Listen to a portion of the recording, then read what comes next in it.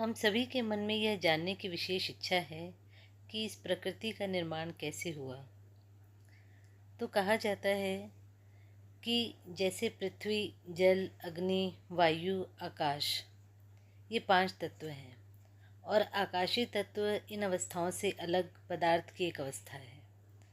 और जो हमारी मन, बुद्धि एवं अहंकार है, जिसे हम प्रकृति कहते हैं, इसे अपरा कहा जाता है। और इसके अतिरिक्त चेतन प्रकृति है, जिसे परा कहा जाता है।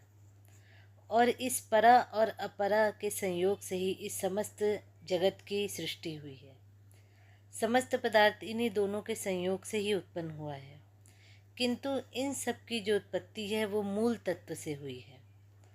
और जब प्रलय होता है यानी विध्वंस, तो वहाँ पदार्थ के स्वरूप का प्रलय नहीं होता, क्योंकि बाद में वह सब इसी तत्व में परिणित हो जाते हैं। इसलिए जो जगत का मूल कारण है वो मूल तत्व है, जिसे हम परमात्मा कहते हैं।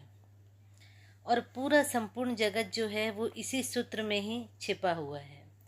कहते हैं जैसे जल में रस है, सूर्य में प्रकाश है, वेदों में ओमकार है, आकाश में शब्द है, पृथ्वी में गंध है, अग्नि में तेज है और सभी पदार्थों में जीव रूप चेतना है।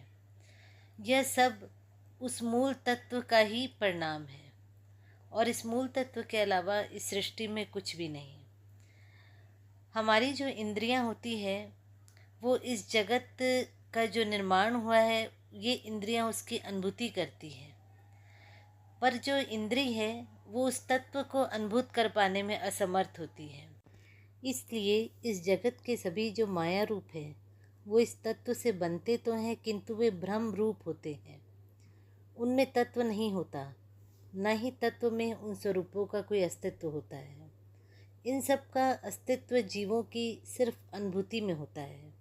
इसलिए न तो प्रकृति उस तत्व में है और न उस तत्व में प्रकृति है, फिर भी प्रकृति की उत्पत्ति उसी से ही है।